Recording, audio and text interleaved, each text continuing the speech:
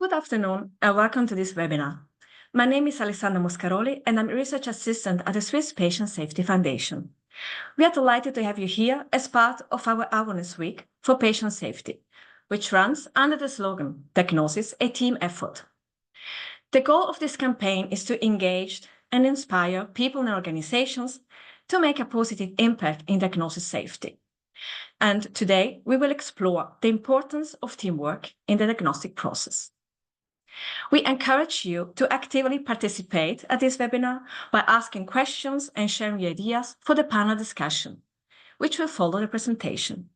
So please feel free to use the Q&A function to submit your questions and comments.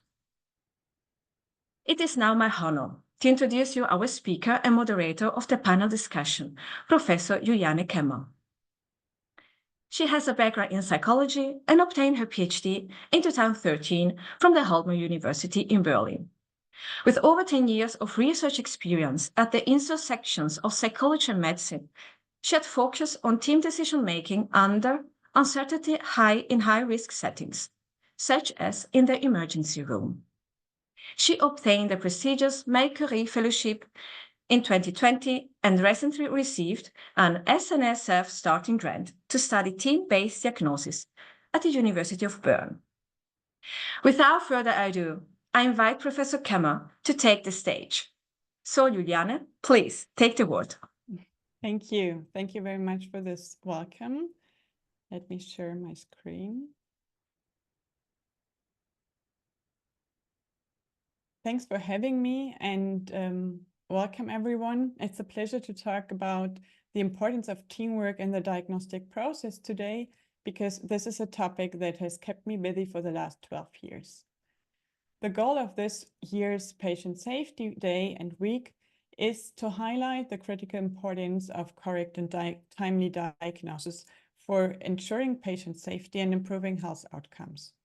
So let me start by talking about diagnostic quality. Getting the right diagnosis is a key aspect of healthcare. It provides an explanation of a patient's health problems and informs subsequent healthcare and treatment decisions. Unfortunately, it often comes to missed, delayed, or wrong diagnosis, so-called diagnostic errors, which underlie treatment errors which are much more visible, like an iceberg. In fact, diagnostic errors are among the most common, harmful, and costly types of medical errors, with a prevalence of 5 to 15% across healthcare settings. Diagnostic errors are among the top 10 causes of death, and an estimated 800,000 Americans are permanently disabled or die annually because dangerous diseases are misdiagnosed. These numbers illustrate that diagnostic errors are not only a threat to a single patient's safety and health, but also our societal burden. Unfortunately, diagnostic errors have been a blind spot in healthcare until recently, and there are still very few effective interventions that mitigate diagnostic errors. In fact, research into diagnostic errors has revealed a number of underlying causes, but it has mainly been restricted to a very traditional view of one that considers diagnostic decision-making taking place in the head of a single physician. So by today, we know a lot about what can go wrong cognitively in the mind of a single physician, but this view ignores the very fact or the current practice that healthcare and diagnostic decision-making today is rather a team-based activity that involves multiple healthcare professionals, the patient, and their families.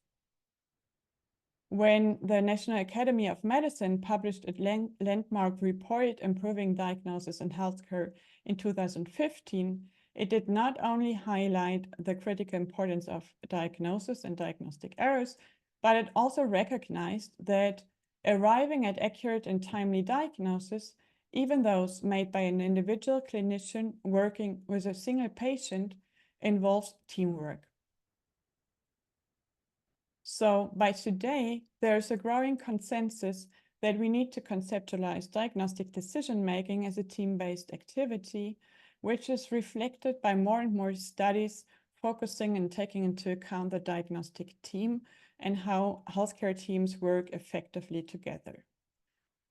Moreover, not only research, but also institutions such as the National Academy of Medicine have recognized the importance of teamwork and have formulated recommendations that aim to mitigate diagnostic errors. And here you see that the very first of those recommendations concerns teamwork and the need to facilitate more effective teamwork in the diagnostic process among healthcare professionals, the patient, and their families.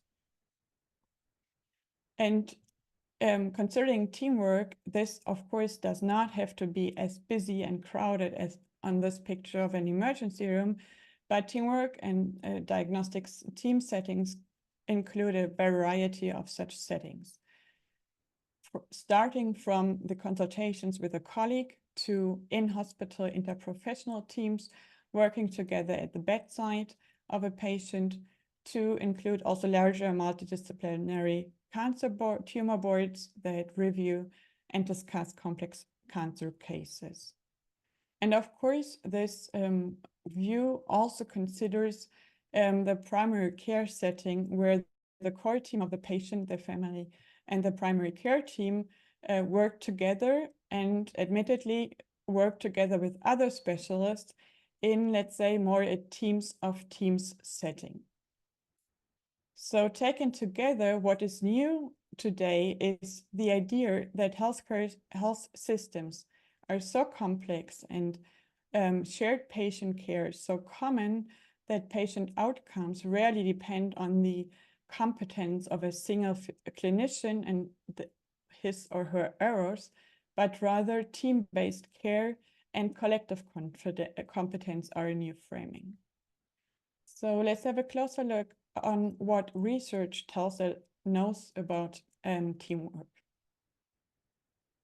As you know, I'm a psychologist, so I'm referring to psychological literature here, so-called small group literature, looking into benefits of teamwork. Research has shown that teams come with a huge advantage of having a larger joint knowledge base. In fact, it may be the very reason to delegate a task to a team, because we expect it to have a larger joint knowledge base than any single member can have. Teamwork comes also with the advantage to be able to split up tasks, so to be more efficient when completing a task. And it comes with the possibility to provide feedback to each other, so to detect errors faster or learn faster. Then there's the potential benefit of providing social support to each other and the observation that decisions made by a team are better accepted than decisions imposed by some leader, say. But we also need to take into account potential pitfalls of teamwork.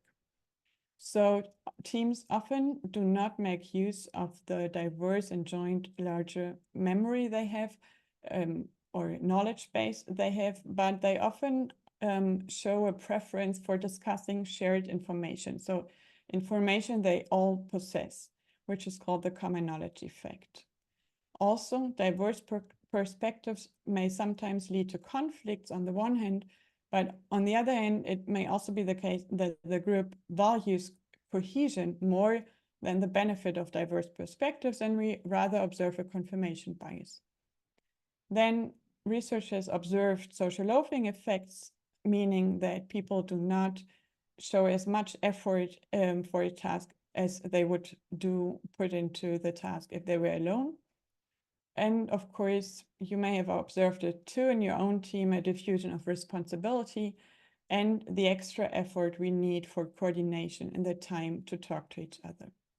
So these are pitfalls discovered, let's say, across healthcare settings, across any work settings. To sum up this part, until now, I wanted to allude to the key role of diagnostic quality and the common practice of shared patient care and team-based diagnosis to be considered when thinking about how to mitigate diagnostic errors and improve patient care. I've talked shortly about these potential benefits and pitfalls of teamwork across settings, and now would like to focus more on healthcare teams, diagnostic teams, and look at what do we know about the benefits of teamwork during the diagnostic process and what distinguishes good from bad teams.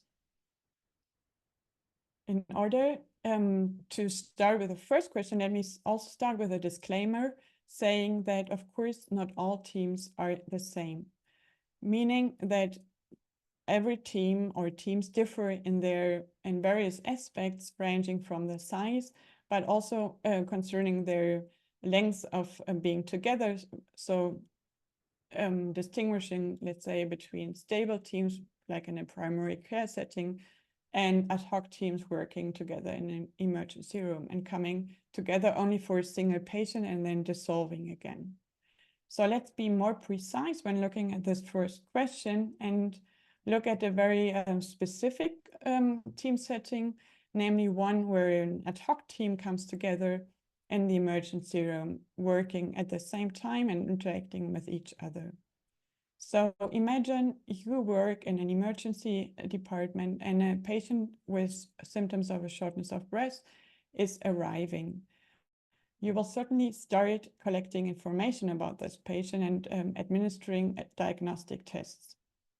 So now, let's say you have the choice to consult with a colleague during this process, or you choose to do not so. So what might be the benefit of involving a second person going through this patient case together with you? And we were wondering about this question, and we therefore conducted an experimental study some years ago, asking exactly this question. And for this study, we invited advanced medical students to our lab in order to solve patient cases at the computer. So it's a lab condition, and they were shown 6 patients subsequently and to come up with a final diagnosis. And in order to do so, they first read the patient document and then watched a very short video of an actor patient showing some symptoms of shortness of breath. And then they were given access to up to 30 different pieces of diagnostic test results, such as an X-ray and ECG. And they had to interpret this information in order to come up with a diagnosis and additional differential diagnosis and related confidence. So in order to examine how teamwork benefits or harms this process, we compared individuals with a pair condition. So when people arrived, we either randomized them into an individual condition or in one where they sat together in pairs in front of the computer and talked through the case and agreed on a diagnosis. So what did we find? We found a benefit of teamwork, meaning that 4 pairs correctly solved 4 out of 6 patients, whereas individuals or those in the individual condition only solved 3 out of 6 patient cases correctly. And interestingly, this happened although both conditions, so individuals and pairs, acquired the same number of pieces of information. So pairs were able to draw better conclusions from the information they acquired than individuals. So we learned from this study and similar other studies that interacting with a colleague outperforms individual decision-making. And here I want to stress that this is not due to the fact that people asked a more senior, more expert colleague to give them the solution, but they really interacted with someone from the same discipline with the same level of knowledge. So we assume that mechanisms at work here are really more an activation of knowledge, deeper, more deliberate reflection of the patient case when we go through a case together with another one, And of course, the possibility that people detected errors of each other and corrected them. There's a similar study looking at the same with teams of 3, and they found the same result, but they also showed that it does not increase benefit if you increase team size up to 6. So there seems to be a limited benefit. What does this mean practically? So a practical recommendation or implication could be to think about dedicated team phases, or to think about routinely, or at least in urgent or specific circumstances, to interact with a colleague to come to better decisions. So let me turn to my second leading question today. So what distinguishes good from bad teams? And now I would love to take the focus on a slightly different team, a larger one than in the previous study.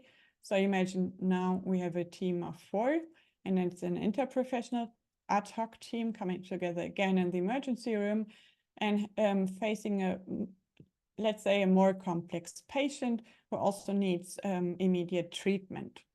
But still, the primary task is to diagnose this patient. And for teams in such a situation to function effectively, they need to communicate.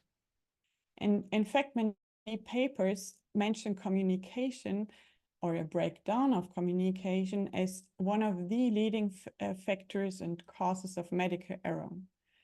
So let's talk about effective communication. What could be effective communication in such a diagnostic setting?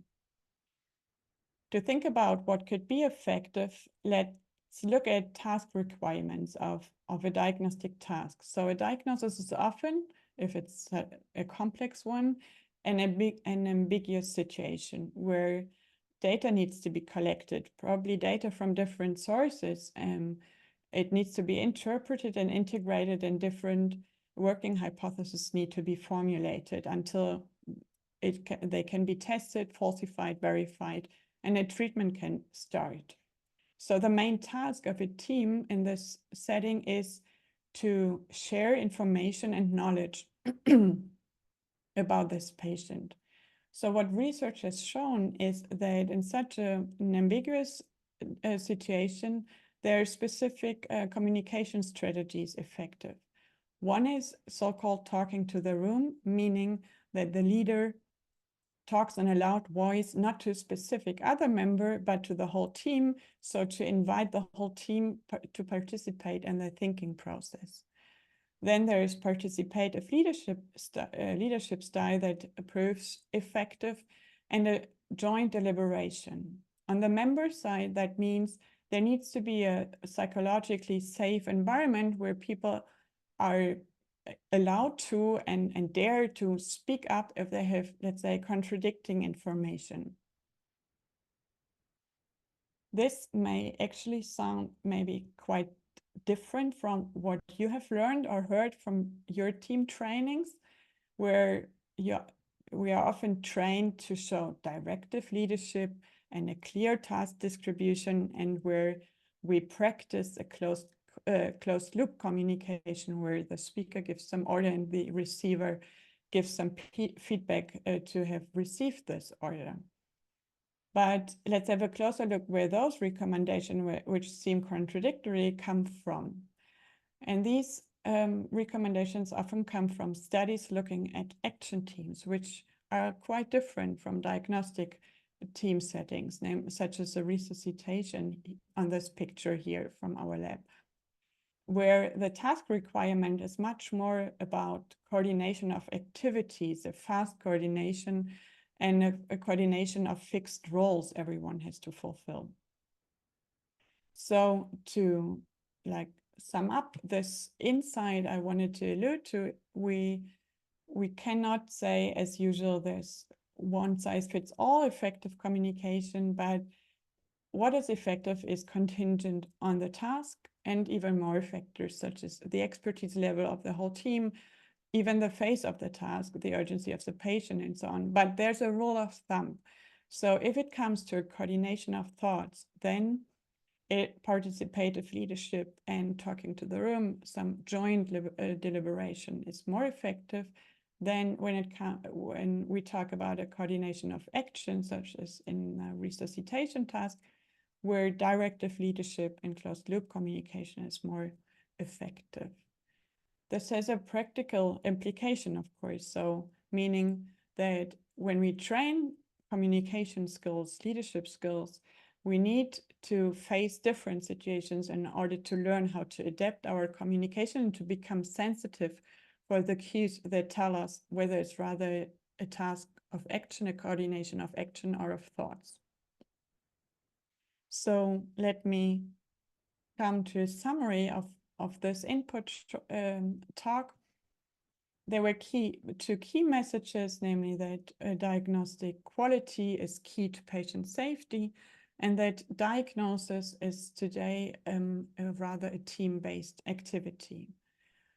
These insights have at least some implications for research, training, and practice. For research, that means, for example, that when we think about developing new support tools, we should not only consider like decision support for single physicians or clinicians, but rather develop team-based civil system-level support. When we think about practice, these insights that just talking through a case with a colleague already shows some benefit might be a good hint that next time we have the choice, the chance, the time to talk to a colleague, it's a good decision to do so. But of course, we need to talk about, and as society, about the benefit, whether this benefit may outweigh the costs that may be associated with this. And then for training, well, this means that on the one hand, as I said, we need to train adaptive communication, and we also need to practice this interprofessional communication from early on. So include interprofessional education already in this medical studies and healthcare profession studies to be prepared for this team setting. And of course, we should take more opportunities to learn from the errors we have committed. Let me close this talk by hinting you to some additional resources you may use. So for one, if you are actually working in a team and are interested in how your team does and what areas of improvement there is a nice quick guide in German, Italian, and French that was developed by the Swiss Patient Safety Foundation for the Calibrate DX tool, and this is available with this QR code on the site here and on the website of the Swiss Patient Safety Foundation. And I've provided some more links to interesting websites on diagnostic quality.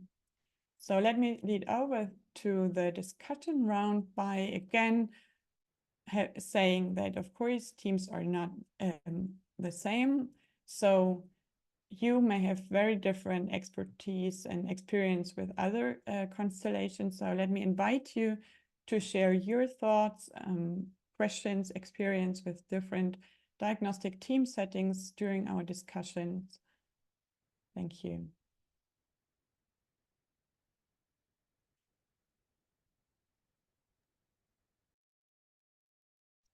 So thank you, Juliane, for this insightful presentation. You nicely described the benefits of team-based diagnosis and what effective communication can look like. We will now move on to our panel discussion, and today, joining Juliane, we have three experts on this field: Dr. Sven Staender, Professor Wolf Hautz, and Professor Alexander Tarnutzer. I invite you again to use the Q&A function to submit questions and comments. Our experts will try to address as many of them as possible during the discussion. So I would like to start by introducing our first panelist, Dr. Sven Staender. Dr. Staender is a specialist in anesthesiology and intensive care medicine and has held a leading position in acute care hospital for 25 years. He is the founder of the Critical Incidents Reporting System and past president of the European Patient Safety Foundation. And today, he is member of the Competence Center of Medicine, Ethics and Law at the University of Zurich. His work is highly relevant to our discussion as he has been teaching safety, error management, and diagnostic reasoning at the University of Zurich for over 10 years. Thank you, Sven, for joining us from your holidays in Croatia. We really appreciate it and welcome. I'm delighted now to introduce our second panelist, Professor Alexander Tarnutzer. Professor Tarnutzer is head of Neurology and Stroke Unit in Baden, and he became a titular professor in neurology at the University of Zurich in 2021. One of his primary research interests is improving bedside diagnostic accuracy in acutely dizzy patients. He has identified conditions that pose patients with cerebrovascular events at increased risk of delayed or missed diagnosis. Based on his findings, he is advocating for intensified and structured teaching for emergency physicians and primary care providers to enhance diagnostic accuracy. Thank you for being here today, Alexander, and welcome. I'm pleased to introduce our third panelist, Professor Wolf Hautz. Professor Hautz is an associate professor of emergency medicine at University of Bern, where he also leads the Diagnostic Quality Lab, which is an interdisciplinary research group focused on improving diagnosis in medicine. He has a portfolio of around 100 peer-reviewed publications, more than half of which focus on various aspects of diagnosis. Thank you for your participation today, Wolf, and welcome. So, Juliane, the stage is yours again. Would you like to start with the first question? Yeah, thank you very much, and welcome also from my side to the panelists. Great that you are here. So my task is to observe the FNQ section, and in order to give you some time that questions arrive, let me start with asking for your experience with teamwork, and where do you see the challenges of teamwork in your present or past practice? Sven, would you like to start? First of all, thank you very much for inviting me, and congratulations to a very nice overview, Juliane. I very much appreciate it, and like this lecture, perfect combination of all the facts that I thought I might already have understood. From my point of view, I think most of the points you already mentioned in your lecture, but perhaps to summarize it from a clinical practice of more than 30 years and 25 years in the regional hospital. I think the main points from my point of view are is what is the culture of the team that you're working in. You mentioned this hierarchical culture or not, and the next point would be what is the prevailing communication climate, or is there a speak-up culture in your team?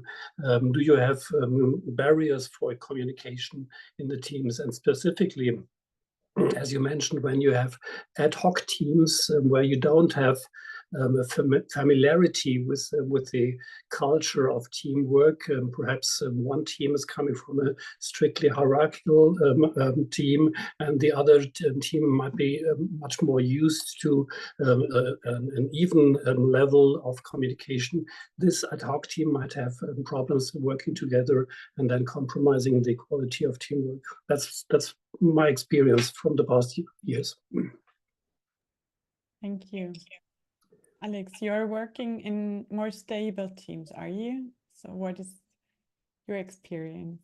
Yes, so thanks. First, thanks a lot for getting me involved here. It's really such an important topic, and I think you very nicely summarized it and made me think again a lot about, well, the setting I'm working at. And I think one of the main challenges is really the constantly changing setting, the setting of the team members, the educational level of the team members, your personal contacts to the team members.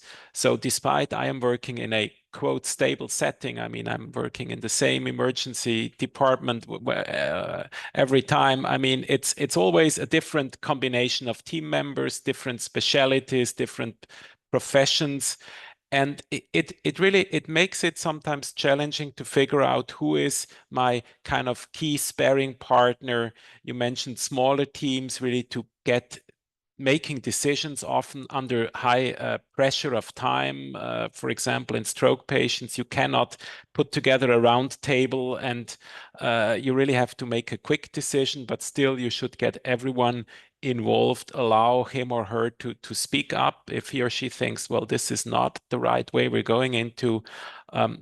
That's really challenging. And of course, then things like, do I know this other physician? Well, what's his or her level of education? Is he rather a shy personality, or is he she outspoken? It influences your decisions. Even you may not even realize this. And I think that this is one of the main challenges. And of course, optimally, I would like to work with the same people all the time, because then I know them much better. But that's not just a reality. So I think it's getting everyone to a similar level of education, to a similar way to approach things will definitely help, but it should not be meant in a way that this is how it must be. I mean, we need to have people that still get you an unfiltered feedback or provide you if needed, right? So it's an act of balancing, but I think it's a challenge, but I much appreciate it and hope that this can be further improved, and we even realize our diagnostic errors. They do happen, we all know, and step one is to be aware of them, to bring them up and to analyze them and get them learn something out of it. And that's, I think, where you, Sven, made a huge contribution. So Thank you. Yeah, very important issue, and ad hoc teams really have this additional level of difficulty. I imagine. Wolf, you also experience ad hoc teams all the time, do you?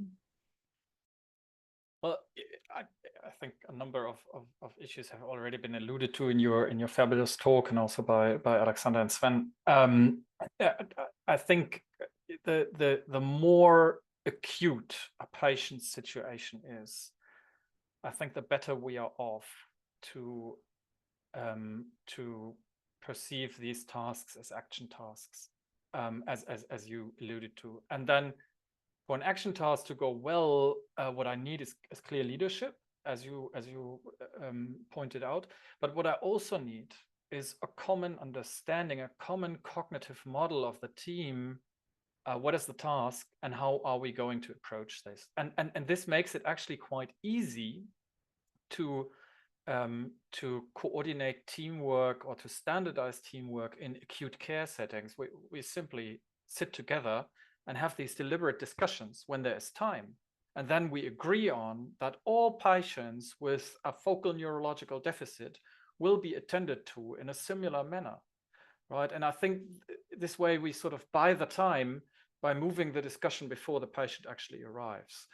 But this only works in a group of patients where you can sort of standardize a diagnostic pathway. And it makes us dependent on identifying the correct pathway for the correct patient, right? And there's still room for error in sort of moving patients in the stroke diagnostic pathway when in fact it's a hypoglycemia, right? So figuring out what hypoglycemia we're actually, what pathway is the right one for this patient, it becomes then the tricky part, I think. The second aspect I wanted to point out, but I think that in a way also answers the one question that Patricia already asked in the chat, this phenomenon of diffusion of responsibility, right? I think in acute care, you need someone that you can pinpoint the management of the patient to. And that is not, you're responsible for the diagnosis, you're responsible for the quality of the teamwork, but you're responsible for coordinating the team, which is a totally different task. And I don't think we train that enough. What we do train is medical stuff, but what we don't train enough is coordinating teamwork. That's really something you learn on the job currently, and I don't think it's very beneficial. Thank you. Thanks also for picking up already the first question from the audience. Do the others, I mean, there's a question on what strategies do we have to overcome diffusion of responsibility? Do you have other experience what worked well in order to avoid diffusion of responsibility in your team? So I can Alex? probably Yeah. address this. I mean, it really depends on the disease or the cause of the patient's current condition and to which specialty this belongs to, right? And if you feel confident with this diagnosis, obviously you will make more bold statements, right? And if you don't have a clue, you will be much more hesitant to give any recommendation. You'll hope that your colleague has a better idea. So this points to one of the diagnostic challenges, right? If despite your diagnostic path you've chosen, you don't really know what's going on, you're getting even more out of your comfort zone, right? Your plan, you probably had in the idea, you're thinking this is a stroke, right? I know what to do.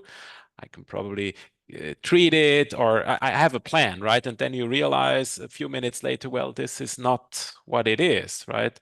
I think that this could be one of the situations where actually everyone is hesitant to take a decision. I think even in these conditions, it's experience, right? If you're 15 years or 20 years in this job, you feel even in this condition much more confidence to take a decision or to have the sensorium that this is a situation where it still needs a decision. But if this is a young team, and at the same time while you're taking a decision, you have to do some training, right? Because there's a resident next to you who does this for the second time, probably on his 3 months ED shift. It adds another piece of complexity. So I think it's really being familiar with as many conditions as possible, being exposed, right, to such conditions as often as possible. That's, I think, is one strategy to reduce diffusion of decisions, I think. Thanks, Wolf. I would like to add to that. I was invited to participate in a session from the Spital in Solothurn this morning, and there a colleague, Regula Fankhauser, she introduced that concept of sort of is there patient-specific factors that contribute to misdiagnosis? And yes, there is. I think we know that. But I think in the context of this discussion, this idea raises the question of, is the patient actually part of the diagnostic team? So if the patient, in the way he or she presents, can make a diagnosis difficult, and we know that, for example, psychiatric patients do that, then there should be an option that patients can actually contribute to improving their own diagnosis. And I've just come across this helpful list of what you can do as a patient on the patient safety website. But I think it also raises a whole lot new research questions. So how is it that the patient should get involved to maximize the benefit in the diagnostic process? I'm pretty sure there is ways that the patient can get involved that harms the quality of the diagnosis. We should start to figure that out. And I think we're very much at the beginning here of doing that. We're not very good with how do we do that as a team of healthcare professionals, but we're even less good in asking how can the patient become part of that team. If I may add a short thought on this, I was a little bit wondering about the question, because diffusion of responsibilities is certainly an aspect that is important when it comes to the question between different professions working on a patient. But as long as you have one discipline, one specialty working on a patient, typically in a hospital setting, you have junior doctors, you have senior doctors. The question of responsibility is not that much obvious. I think it's only obvious when it comes, as I said, when you have two or more disciplines working together, and then this aspect of diffusion of responsibility might come into place. I think we should encourage people to work like this, and to speak up, and to have these shared mental models, and to not have the fear of diffusion of responsibilities. I think these are two different aspects. Responsibility is more, as you would say, a legal aspect. What we are talking about is the context of decision making, and the individual way how we make decisions in this clinical setting. So I would not mix these two aspects.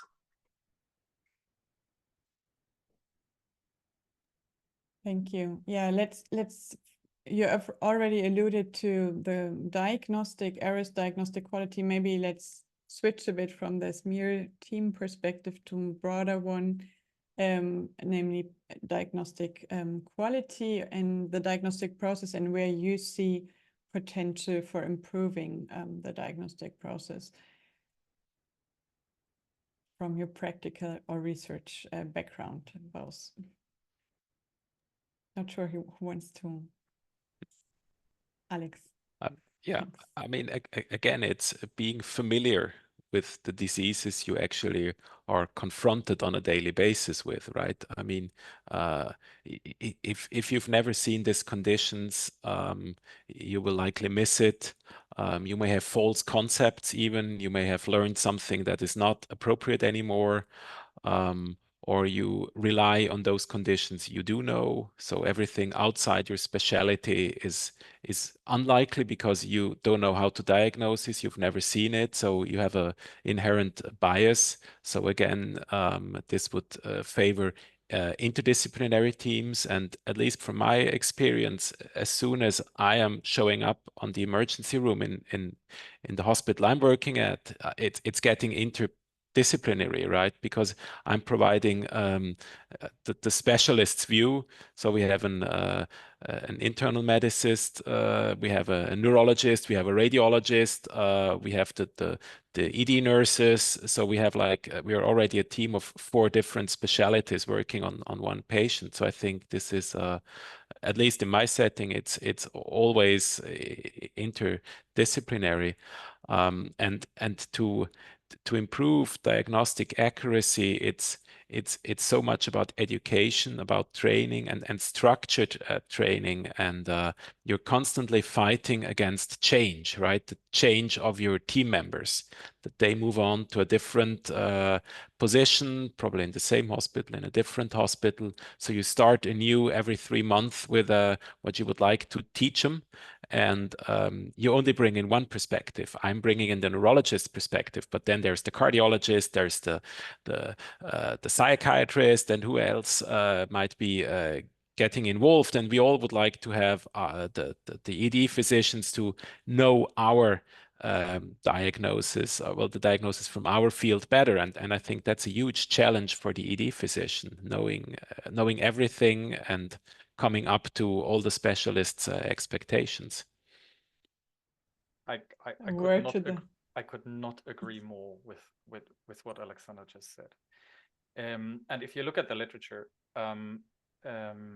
what are the diseases that are misdiagnosed? It's the common diseases. It's not the rare stuff. It's the common diseases that are misdiagnosed. Stroke, aortic pathologies, any cardiovascular diseases, infections. And then outside of emergency medicine, it's mostly cancer. And in cancer, it's not so much that the label is wrong. So I say it's A, but it turns out to be B. It's more the timeliness of the diagnosis. So in cancer, misdiagnosis is mostly a problem that the correct diagnosis was ultimately made, but just later than it could have been made. Anyway, coming back to what Alexander just said, I would say emergency physicians make a lot of diagnostic errors. And that's due to the nature of our field. We see a lot of undifferentiated patients. We see patients that should best be attended to by a urologist. We see patients that should best be attended to by a neurologist, a cardiologist, an infectious disease specialist, and so forth. And probably 2/3 of our patients are just fine being attended to by a generalist, right? We are very good in making diagnostic errors, me personally as well. And so the question is, what's my job? Is my job to make an accurate specialist's diagnosis? Or is my job to identify whether or not this is a life-threatening condition or a condition that will lead to patient harm, and then identify who is the appropriate specialist to involve? And then the strategies, if the answer to that is yes, the second thing is your job, then the strategy becomes quite different from what Alexander described, right? As a specialist, you really should know the different ways of how the diseases in your field of expertise present. Whereas in my field, where I see pretty much anybody, I should become good in measuring diagnostic error. I should become good in systematically identifying those groups of patients that we allocate to the wrong group of specialists, that we allocate to the right specialists but too late, or that we discharge without seeing specialists, right? So I think what we need to do is much different from what Alexander needs to do. And on a side note, and this is the advertisement block, I think this really raises a question why we don't have a specialty of emergency medicine in Switzerland. And I'll leave it at that. Wolf, if I may add to your job profile a little bit, I like your view of being the kind of the director who is coordinating the different specialties that must be involved in this case. But I think you also have a role, especially when you think for the trainees in your department, because your role for the trainees is to help them with the cognitive aspect of decision making, because they may not have the same experience as you have. And I think this is another very important role, especially when you work in an educational department or an educational setting. Fully agree.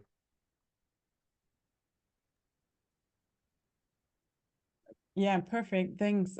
So given today, let's bring reality back into the room also in terms of money and resources. So given we have society, healthcare system struggles with limited resources, if you have the choice, where would you put emphasis or priority on improving the diagnostic quality of the different specialties or of patients in general?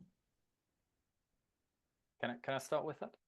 I had the pleasure of participating last week in a consultation from the WHO, and on Tuesday they published a table of potential interventions to improve diagnostic accuracy. And this table has basically 3 columns. What can you do as an individual healthcare provider? What can you do as an organization, such as a hospital? And what can you do on a policy level? And then it goes on and on and on and on, an 8-point writing for 2.5 pages, what there is potential interventions. And for each and every single intervention that you could possibly pick, the evidence base is extremely thin. If you find 2 papers, you already have a quite substantiated intervention, right? So this is a major problem. And with respect to how beneficial is teamwork to making diagnoses, I think you pretty much summarized the evidence there is. There's 1, 2, maybe 3 studies in that regard, right? That's a major problem. And I think where I would put my money for now is I think we should acknowledge that diagnostic error is a problem. I think we're doing this today with this patient safety topic. And we should start to systematically measure the quality of our diagnosis. And unless we start having reliable and valid measurement instruments, how can you possibly improve diagnostic quality if you cannot measure if it improves anyway? I feel that has improved, that's certainly not. And I'll finish with the last sentence where I would not put my money. It's artificial intelligence. We live in a time where pretty much any problem seems solvable with artificial intelligence.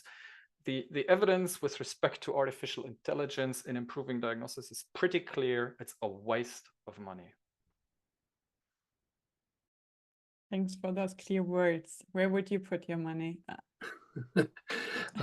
I could not agree more with your view on artificial intelligence.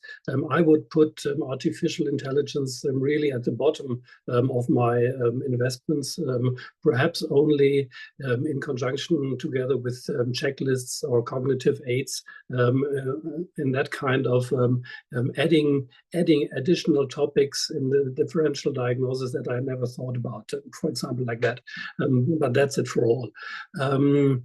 What I'm a bit curious about is we always ask for, and Wolf, you are right, we always ask for evidence, we always ask for studies that we do not have. And perhaps that's one of the problems of the last 20 years of this patient safety movement, that we do not have this evidence.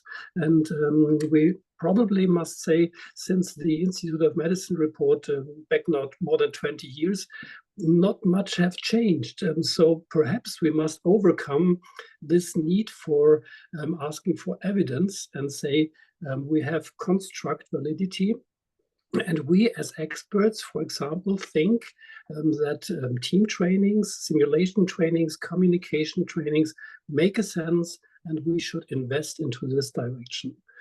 I put it in this direction. I'm no longer in a position where I must argue with the board of my directors in the hospital because I'm now working for the university.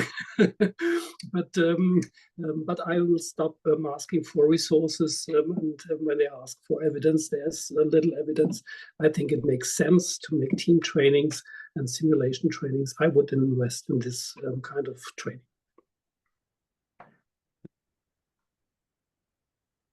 Yeah, so where would I put my money? In not in AI, I agree, because it's the problem really is how to actually get access to the data, right? And I mean it's huge data. I mean it's hundreds of thousands of people going to ED emergency departments every year in Switzerland, and we very often don't have a follow-up, right? Or we're not aware of the follow-up. There might be one follow-up, but next time the patient goes to the hospital in another city, or he ends up with the primary care physician, we never know, right? So often we just lose track on the patient, and then of course we do see those patients who come back with a devastating condition, and we realize, well, this was we're clearly not on the right track. So we lose a lot of information, and trying now to get all these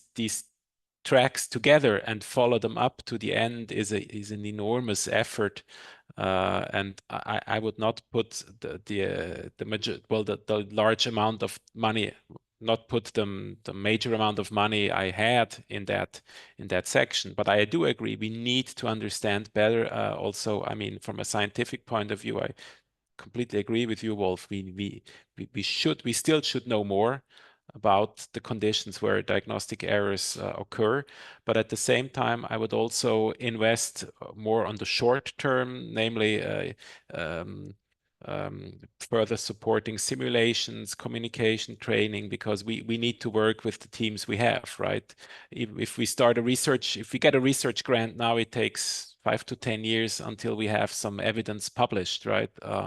So I think we need to get the teams together. We need to train the teams together, not just sending everyone home and read a report over dozens of pages with many recommendations, but do the training as a team, obviously. Yes. Thank you. Let me take the chance to invite the audience to have one or two more questions, because time is running up. And meanwhile, I would be interested in possibilities of how to actually learn from errors. So given that we are good at making errors, what would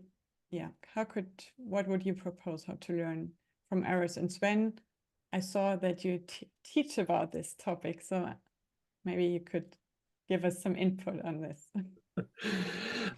Yes, as you mentioned, and thank you, Alexander, for giving credits for this.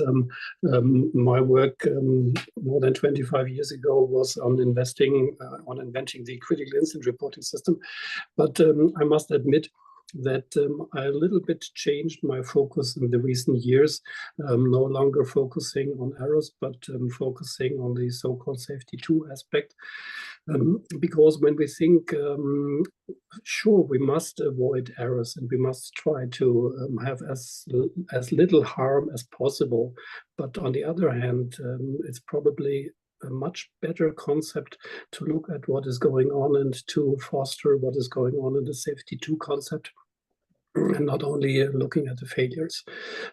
So I would like to see much more success stories in the hospitals, exchanging success stories, and not always putting the finger on someone and blaming someone for performing an error and learning from errors. We must surely look at errors, but I think the more humanistic approach would be to look at the success. Thank you for bringing in this safety 2 perspective. Thanks. Alex, would you like to add to this? Yeah, of course, it's so important to get reward for the efforts we spend, right? And I think that's critical also to get a team up and running, to keep the team motivated. But I think at some point it needs to be balanced, and I think there must be a culture where I can give positive feedback, but also critique or suggestions how things could be improved or done differently. I think it's the mixture, right? And it's the atmosphere in which you communicate such situations. But I completely agree. It should not just be the errors, but it should be part of a broader picture. I do agree. Thank you. And I see one maybe last question from the audience, and then I think we need to wrap up because time is running up. What do we know, let's say, about teamwork in the diagnostic process outside of the hospital? So in primary care, do you as in people working in the hospital, do you have any insights about what is going on in primary care? I think our primary care colleagues are as good in making diagnostic errors as we ED physicians are. So I very much welcome them to the table. If there is 2 disciplines that can potentially improve a lot, it's emergency medicine and because we make a lot of the first diagnoses. And with respect to evidence, there's very, very, very, very limited literature on collaborative decision making in primary care. And I think again, there the team is even more a healthcare professional with a patient. So the patient, in some way or the other, is probably part of the diagnostic team in that regard. So I can probably add something.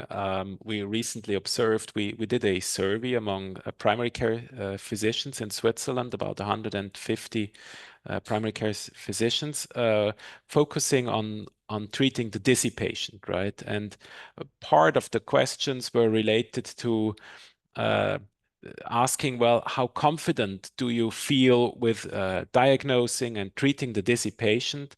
And what are your tools you have at hand? What are your concepts you usually apply? And we found some quite stunning discrepancy between the concept part of the participating primary care physicians had, also the limitations of their knowledge, and at the same time that they were quite confident in the diagnosis they made and the decisions they actually made. So we felt that there is a kind of a knowledge gap, that sometimes they were not fully aware of the complexity of the situation, and actually probably did not look further into that. And we found that a very interesting observation that we would love to further follow up. But again, it's related to a teaching effort, and yeah, but that's just to add on the primary care physician perspective. Thank you so much. So as a timekeeper, I need to wrap up here. Thank you to our panelists and everyone who joined this webinar. We covered a lot of ground, I think, from patient involvement to safety to measurement also of diagnostic errors. So I hope you leave this webinar with some new perspectives and insights. And let me hand over to Alessandra, and thank you for organizing this webinar.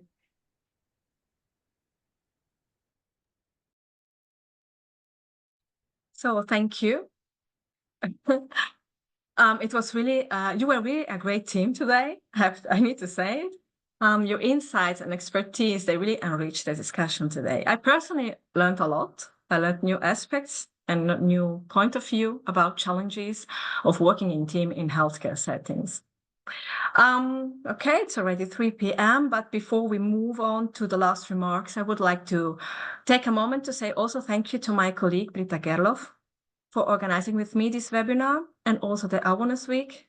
And also thank you for the technical support today.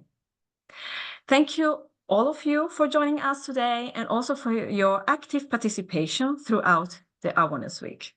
We appreciate your commitment to this important cause. Now, I want to remind you that various materials on diagnostic safety are available on our website. This week, we published a very good contribution video by Dr. Staender on decision-making and decision reasoning. Thank you, Sven, for this document. And lastly, a recording of this webinar will be available shortly on our website, so you can revisit the discussion at your convenience. Now, we are at the end of this webinar, and on behalf of the Swiss Patient Safety Foundation, thank you once again. And we wish you all the best. Goodbye, and I hope to see you soon.